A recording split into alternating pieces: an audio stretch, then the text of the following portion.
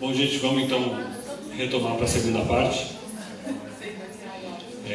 onde a Laís vai fazer a sua apresentação sobre esse outro trabalho dela, sobre a questão do nexo com a saúde mental e trabalho do setor judiciário.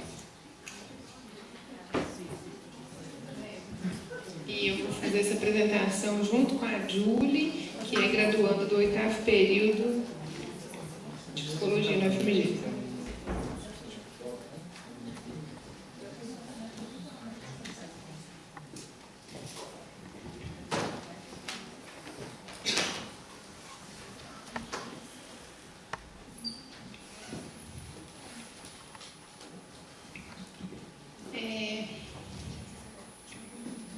Então, aí eu defendi aquela pesquisa e logo a gente vai trabalhar, né? Indo para o mercado de trabalho, um dos campos que eu achei com essa formação de psicólogo com mestrado na linha Trabalho, Saúde e Sociabilidade foi a atuação na Justiça do Trabalho como perita, como psicóloga perita. Então eu vim falar para vocês, junto com a Julie, como que a gente tem construído, né, realmente uma construção, essa prática, essa atuação nossa no campo judiciário. Então, a gente tem feito uma construção metodológica que contempla todos esses aspectos. O primeiro deles é o próprio estágio, a Julie tem me construído comigo, né? A gente tem realmente feito conjuntamente todos os passos desses laudos.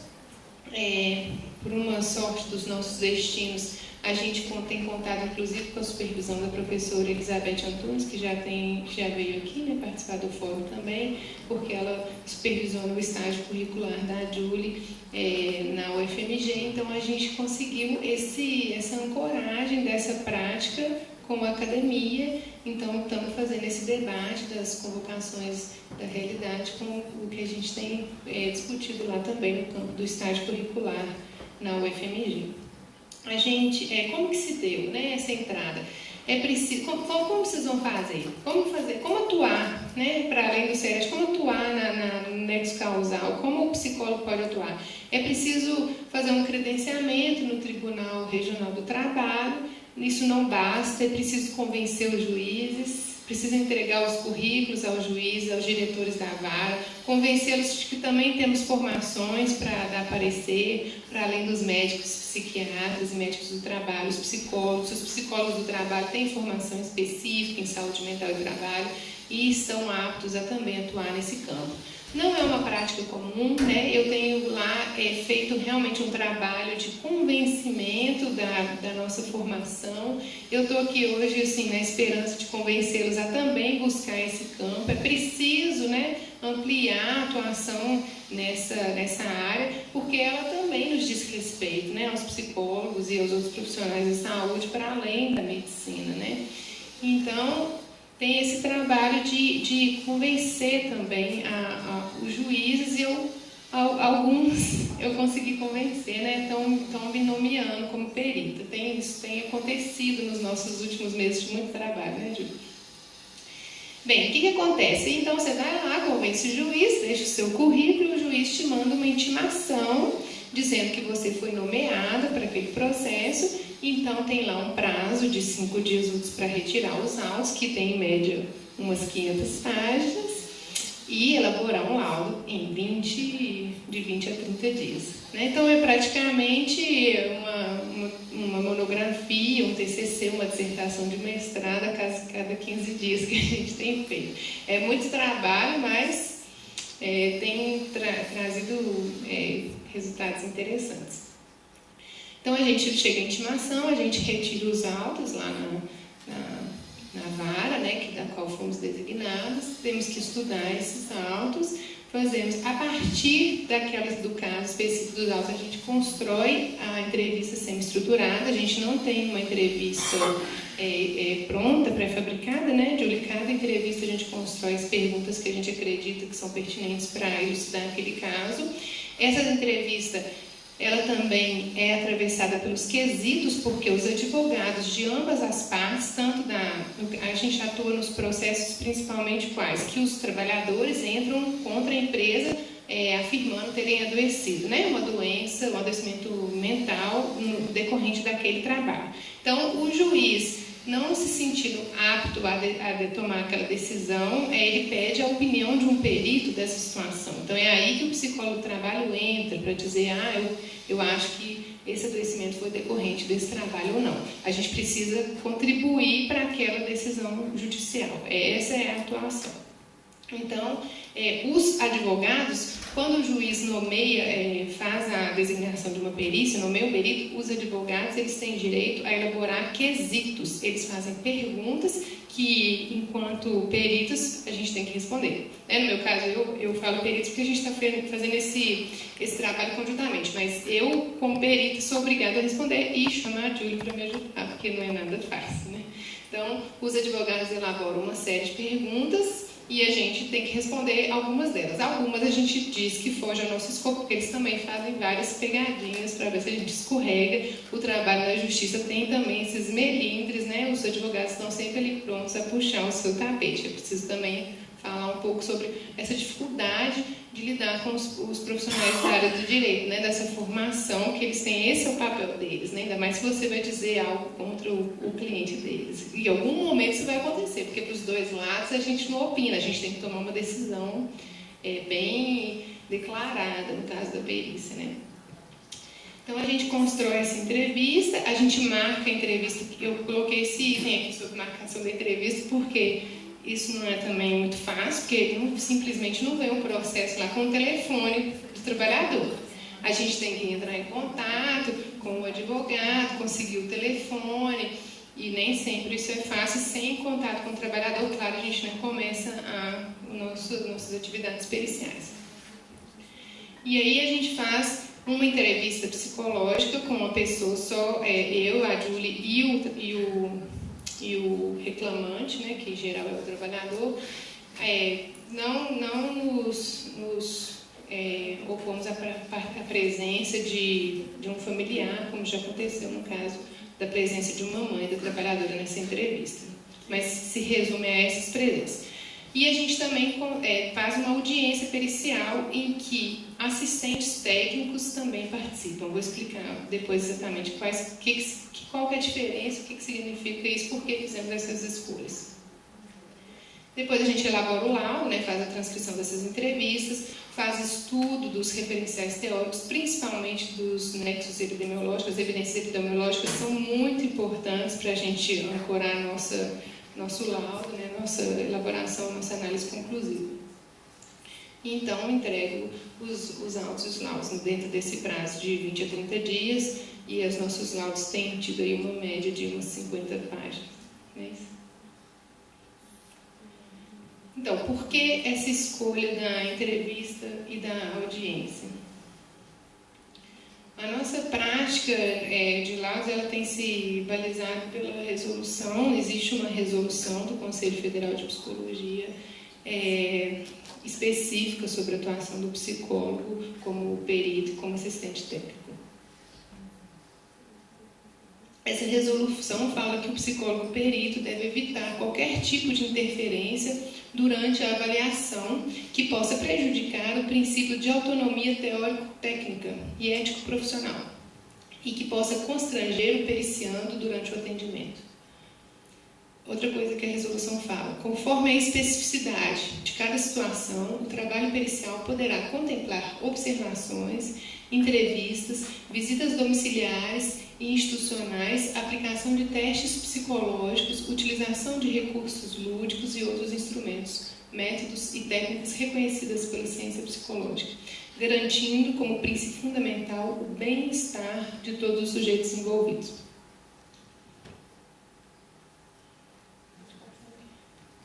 Ele também fala: o psicólogo, no relacionamento com profissionais não psicólogos, que é o caso bem dessa perícia, né? A gente está ali se relacionando com o juiz, com advogados, com assistentes técnicos, que muitas e na maioria das vezes são médicos, compartilhará somente informações relevantes para qualificar os serviços prestados, resguardando o caráter confidencial das comunicações, assinalando a responsabilidade de quem as receber de preservar o sigilo. Bem, é uma gracinha, né, a resolução, mas ela tem problemas e a gente tem então que tomar decisões, como lá no caso do inspetor, né, de todo o trabalho. Problemas. Tem mais coisas. O psicólogo perito é profissional designado para assessorar a justiça no limite das suas atribuições e, portanto, deve exercer tal função com isenção em relação às partes envolvidas e comprometimento ético para emitir posicionamento de sua competência teórico-técnica, a qual subsidiar a decisão judicial. Os assistentes técnicos...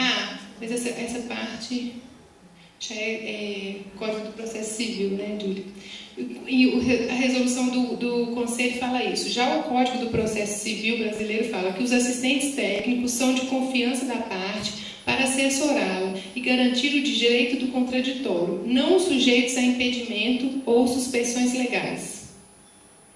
Já o nosso Conselho de Psicologia fala: o psicólogo assistente técnico não deve estar presente durante a realização dos procedimentos metodológicos que norteiam o atendimento do psicólogo perito e vice-versa, para que não haja interferência na dinâmica e qualidade do serviço realizado. O Código do Processo Civil também fala: o perito cumprirá escrupulosamente o encargo que lhe foi cometido, independentemente do termo de compromisso. Os assistentes técnicos são de confiança da parte, não sujeitos a impedimento e suspensão. E o artigo 429 do Código do Processo Civil fala: para o desempenho de sua função, podem o perito e os assistentes técnicos utilizar-se de todos os meios necessários, ouvindo testemunhas, obtendo informações, solicitando documentos que estejam em poder da parte ou de repartições públicas, bem como instruir o laudo com plantas, desenhos, fotografias e outras quaisquer peças. E o último artigo, a última lei que nos baliza é o artigo 5º da Constituição, principalmente acerca dos princípios da ampla defesa do contraditório. Por que a gente trouxe esse tanto de lei? Primeiro, porque para atuar na justiça é com lei, né? A gente sempre tem que balizar nossas ações através do que está aí amparado na legislação. Segundo, tem problemas, né? O nosso código de ética ele é muito interessante para resguardar o sujeito. Muitas vezes os sujeitos chegam, quer dizer, a maioria das vezes os sujeitos chegam muito enfraquecidos. A presença de um advogado, de qualquer pessoa que os lembre a empresa é extremamente atordoante, né? A gente já teve que acalmar a pessoa pela presença de um médico que representa a empresa. Só que vocês estão vendo que existe um problema na legislação. Enquanto o nosso Código de Ética nos ampara a fazer uma entrevista só com o sujeito, a gente tem aí a Constituição Federal falando do princípio da ampla defesa do contraditório e a gente tem o Código do Processo Civil falando que os assistentes técnicos podem participar, eles precisam participar, eles também precisam levantar dados. O que é isso? Assistente técnico e perito. O perito é aquele nomeado pelo juiz para ajudar de forma isenta a essa decisão. Ele vai dizer a opinião dele. O assistente técnico é direito da parte, tanto o trabalhador quanto a empresa podem contratar um assistente técnico para também emitir laudo. Isso também vai participar do processo. Só que o assistente técnico ele representa uma parte. Então foi por isso que a gente tomou essa decisão. A gente faz a entrevista psicológica, garantidos pelo nosso conselho, no momento em que o sujeito fica ali, né, mais à vontade em nos dizer as coisas só com a nossa presença, minha e da Júlia. Mas a gente também faz um momento de audiência pericial em que convocamos os assistentes técnicos nomeados a fazer as perguntas que eles querem. Se a gente não faz isso, a gente é acusado de estar cerceando o princípio do contraditório da ampla defesa. Mas, por outro lado, a gente precisa também ter um momento, porque é muito diferente a fala do sujeito na entrevista e na audiência. Quando tem a presença de uma pessoa que representa a empresa, é muito diferente como que a pessoa consegue se expressar. Quando ela consegue se expressar, muitas vezes a gente já vê como que a pessoa fica ali, enrijecida, às vezes tendo uma crise de ansiedade, né? Porque passou muitos maus bocados na empresa, de repente tem que estar ali na presença de um representante da empresa ou inquirindo sobre o seu próprio adoecimento. Então, foi a maneira que a gente encontrou de contemplar essas questões contraditórias nas legislações. não é? E se você puder voltar um pouquinho, Olivia, tem um slide que fala sobre aqui. O psicólogo assistente técnico não deve estar presente durante a realização dos procedimentos metodológicos que norteiam o atendimento do psicólogo perito e vice-versa. Ótimo, mas o nosso conselho não fala sobre assistentes técnicos médicos. Vocês estão percebendo? A maioria dos assistentes técnicos são médicos. Precisava que o nosso conselho falasse de assistentes técnicos no geral, mas ele fala de assistentes técnicos psicólogos.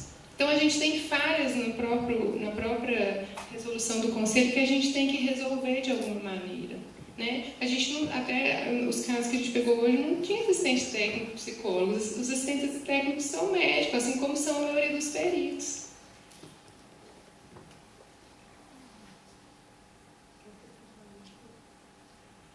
Bem, então a gente faz a entrevista, né, faz depois a audiência. Quando há assistentes técnicos, nem sempre há, né? Até hoje a gente não pegou nenhum trabalhador que tivesse condições de contratar assistente técnico.